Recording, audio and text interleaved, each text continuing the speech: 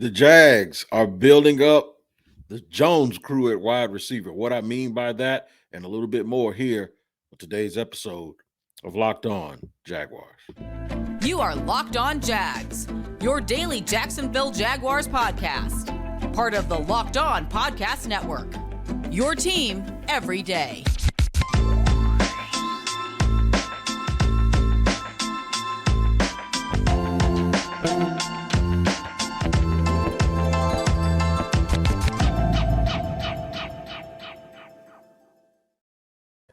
What up, family? It's Tony Wiggins here, host of Locked On Jaguars, your daily Jaguars podcast, where it's your team every day. Thanking you for joining us today, making us your first listen. And you know we're free on all platforms, so wherever you get your podcast, make sure you like and subscribe and enjoy on a daily basis. Been covering this team for 13, 14 years now, and the enthusiasm is at a little bit of a high coming out of the preseason. The Jags finished 0-4. That's all right because we know the games are going to count in less than 2 weeks.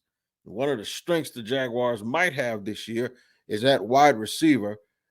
And we thought that it would include two guys with the name Jones, but after this preseason, it may include a third Jones, as Tim Jones had what I believe is the best preseason for any of those guys who had a shot at making the ball club. So we'll get in a little bit of in depth about the wide receiver position. There's another Jones too, a guy named Jaron Jones on defense, who I think also did a good enough job to cement himself, or at least put himself in a position to have a roster spot for this club. There's a lot of Joneses on this team. Is that it?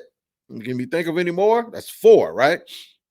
But we're going to talk about all of that. We're going to touch the offensive line a little bit too, because while I do think the Jaguars have added and retained and done the things that you think that they should do in the draft. In the last 2 years, they've used second-day picks on offensive linemen, and then they went out and added an all-pro in Brandon Scherf, and they retained Cam Robinson.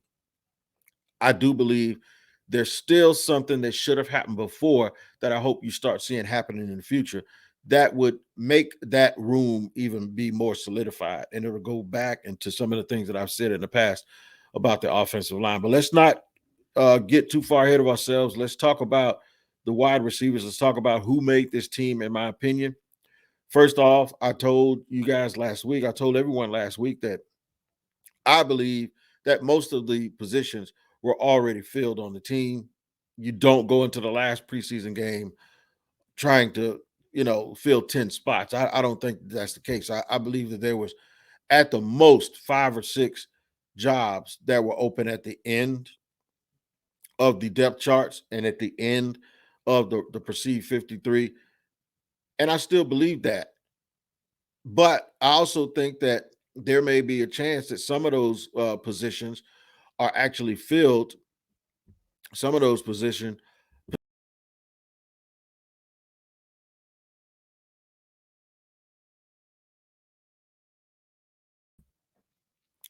So do I think they're done?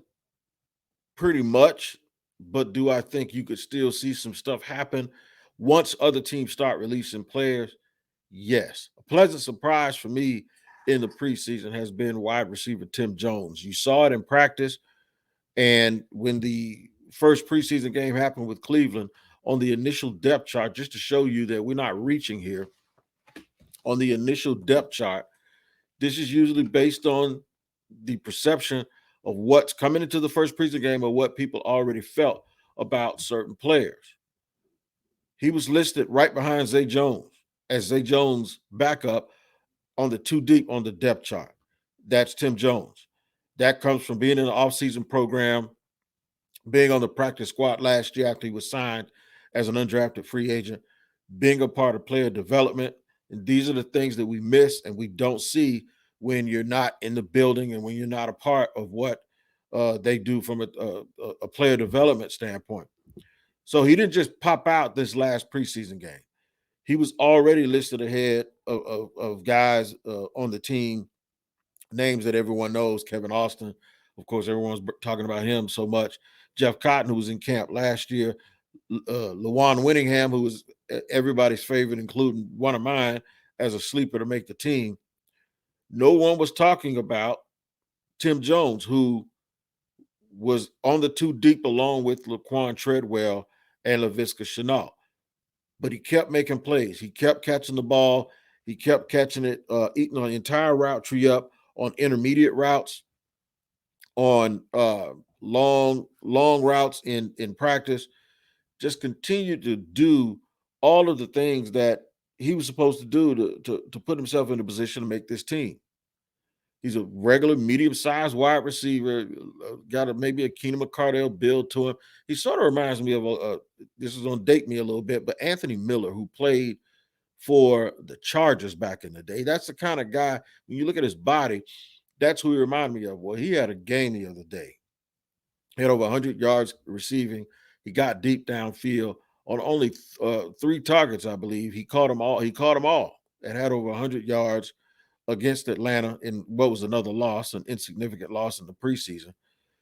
But you can lose a preseason game and still gain something from a dude. What he did was he went out and substantiated being too deep on the depth chart.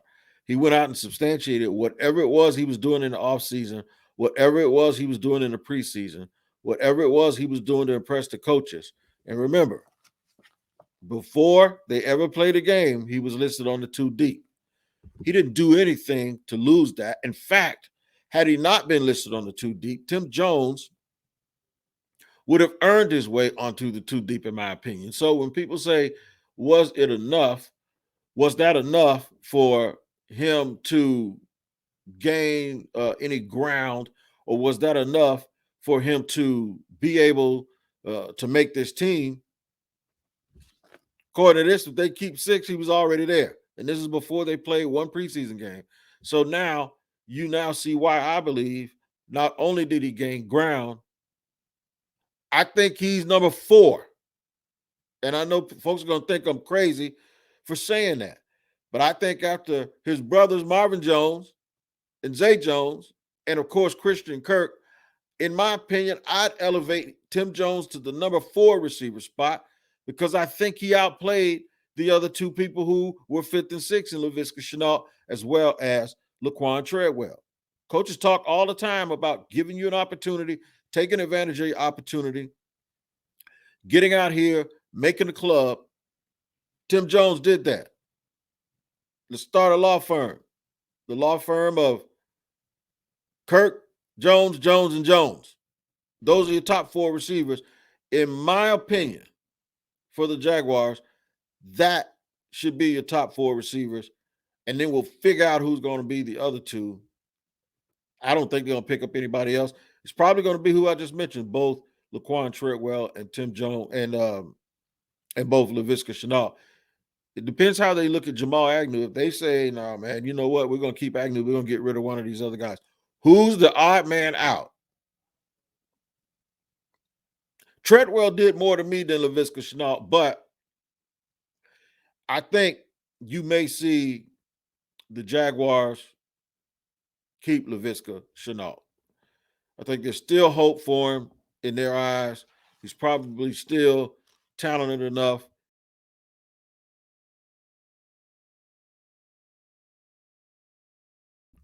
As an addition for this ball club.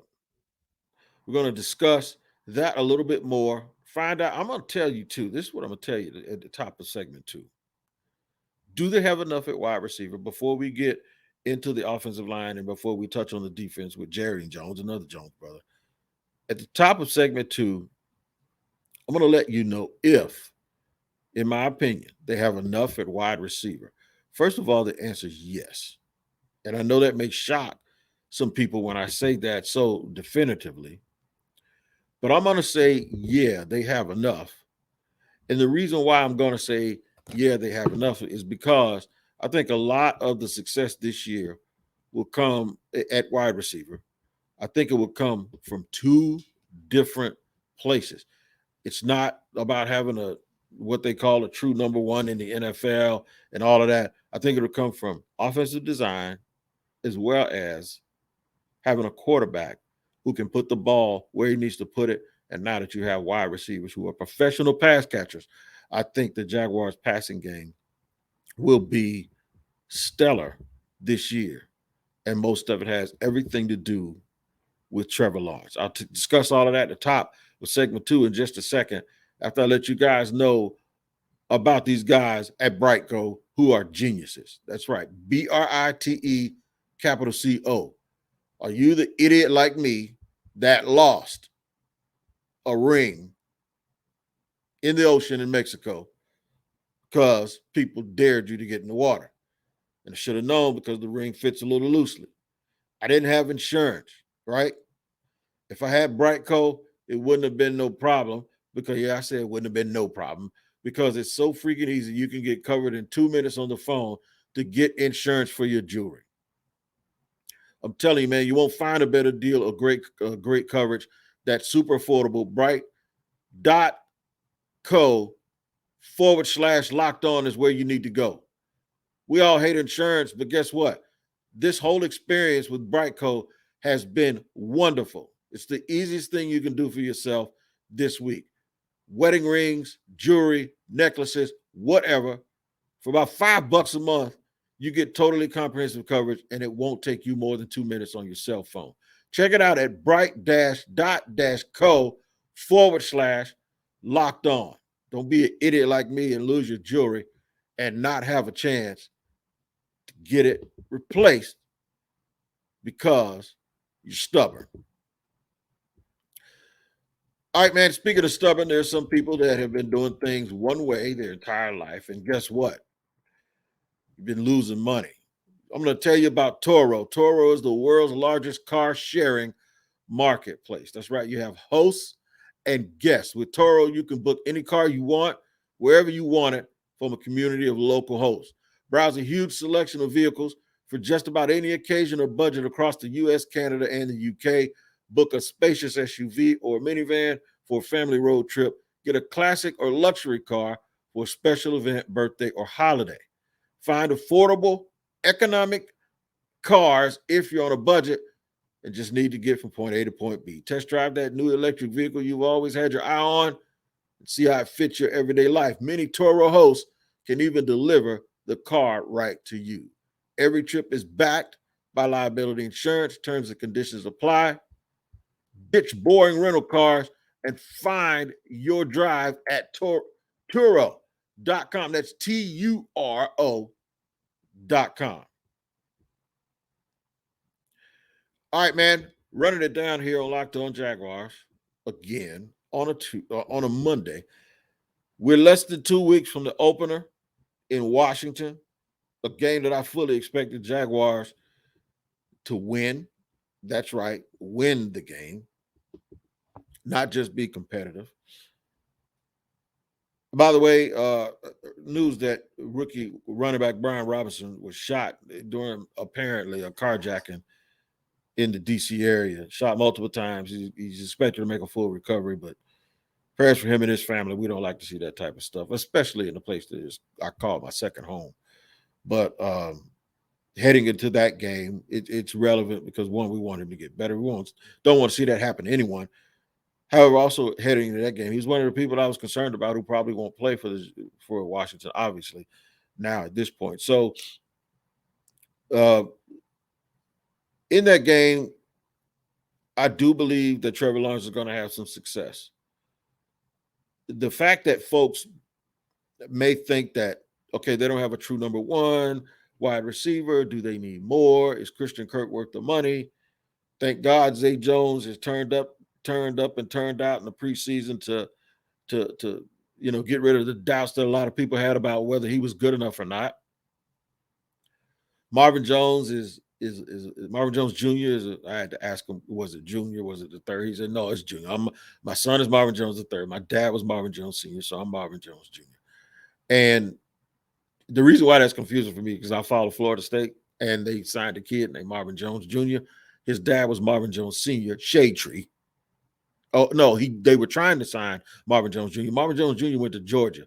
His dad is Shade Tree. So during the recruiting season, I was like Marvin Jones, and I kept confusing the Jaguars, the team that I cover, with the team that I love at Florida State. So Shout out to Marvin Jones Shade Tree, by the way. Son went to Georgia instead of Florida State, but it's okay. I think the Jaguars' passing attack will be great, or at least very good. And the reason why is because though they don't have one of these Cooper Kupp, Devontae Adams type receivers, I think what you're going to see is a receiving core that is much like some of the receiving cores that have run West Coast offenses that sort of had a guy come in and really, sprout up or grow into that system and grow into someone who's a better player than you thought they were. Not the Aaron Rodgers as of late wide receiver core that had Devontae Adams, who I believe was the first ballot Hall of Famer. But it could be one of those Aaron Rodgers teams that had Greg Jennings and that had Jordy Nelson and those types of players. And the reason why I say that is because the system is set up and the design of the offense is set up for guys to be able to find a way to get open in certain areas through offensive design and play calling. And the one thing that you need is you need a consistent play caller that understands that's a really good teacher. And I think they have that in Doug Peterson. The other thing that you need is you need a great quarterback who has the arm talent to deliver the ball and get it in where it needs to go. And that's why I think Trevor Lawrence is going to have success with Jones, and Kirk. Add Evan Ingram in there, who's going to be lined up out wide, and add Travis Etienne. I think this passing attack is going to be very good. Now, if they have a problem, it's going to be protection. And this is where we get back to the offensive line. I have been saying this for years. And though that the Jaguars needed to address the offensive line more often than they did. You say, well, Wig, they retained Cam Robinson, who's their best tackle. They have a battle of two former second-round picks at right tackle. They added an all-pro at right guard. They just drafted a center in Luke Fortner, and they're trying to develop a left guard. So what are you complaining about? I'm not complaining about necessarily the starters. What I'm complaining about is this, that when you get Tyler Shatley in your system, at some point you hope that he's more than just a swing player, that he actually should have won the left guard job this year. That's why you have him here for 4 or 5 years, because he eventually develops into somebody that's a starter. You don't develop a guy to be a backup his entire career, right? You just don't do it. All I'm saying is, had they invested half as much or half as many resources on the offensive line as they did in defensive backs over the last 4 or 5 years, they would not be in a position where they're still looking for depth. They're still looking for a starter at left guard, and then they're still looking for quality depth. That's why they go out and get Cole Van Lannon last week, who spent a little bit too much time on the ground, even though he's a guy who can play multiple positions. And that's why they're still scrambling for guy number 6, 7, and 8, or maybe guy number 7, 8, and 9. Had they invested a little bit more back then, when each and every year there were 12 guys all the way into the 5th round that folks said there were developmental potential starters, the offensive lines have been heavy in depth. Even if they've not been top heavy, they've been heavy in depth for 4 or 5 years now, if you follow the Senior Bowl. And the Jags were one of those teams that absolutely did not really, in my opinion, invest enough in that area, because had they done that, they would be a team like Green Bay that doesn't have room for a guy like Cole Van Lannon. They would be a team, like one of the teams around the league that aren't sitting here, that they'd be a team that people are trying to poach for the guys that they're going to release. And that's how you have to be. You have to have more guys than you need, as opposed to not having enough dudes and wondering what happens if you go down one guy or maybe even two on the offensive line. Now, that passing game that I talked about that depends so much on timing, that depends so much on design, and that depends so much on Trevor Lawrence being able to have time to get the ball to people. Now you need that goes away. Now that's when you need that one alpha wide receiver who can draw two people, so it makes everything easier everywhere else, right? So yeah, the offensive line is still a bit of a mystery to me, and not because it's terrible, but because it has to be more than just adequate. If you're going to win in this league, your offensive line has to be more than just adequate. I know everybody's going to bring up Cincinnati last year, but once again, They got an alpha receiver. They actually have two of them. They got a great running back. They got a quarterback who's mobile, and they had a real good defense that was opportunistic last year. So don't be throwing that around at me. So that's why I say the things that I say about the offensive line as it relates to the passing game. All of that stuff has to play a part as we look forward to the Jaguars getting off to a real good start this year by going up to Washington, who they got a formidable front seven who can get after, even though Chase Young won't play. Still, who will be the depth for the Jacksonville Jaguars when it comes to getting after the quarterback, being the chasers, being the hunters, not the prey? Who will be those people that are going to help the starters? I'm going to discuss all of that with you, and I'll do it in just a second here on Locked On Jaguars in segment 3 after I tell you about the people that I'm deciding that I'm going to run with when it comes to PrizePicks. I'm going to tell you what PrizePicks is. If you love the game of football and you love picking who's going to be more successful, but you don't necessarily want to do that against other people, you want to do that against PrizePicks. You pick 5 folks. This is daily fantasy now. 5 entries. And their player projections are set by PrizePicks. And you want to pick 5 guys and go more or less. Will they go more or less than what PrizePicks says they'll do?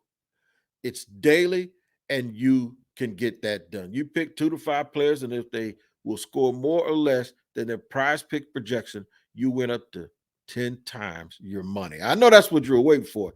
You win up to 10 times your money on any entry. Here's what you have to do. Download the PrizePicks app or go to prizepicks.com. That's right, PrizePicks app, or go to prizepicks.com, sign up, and play daily fantasy sports.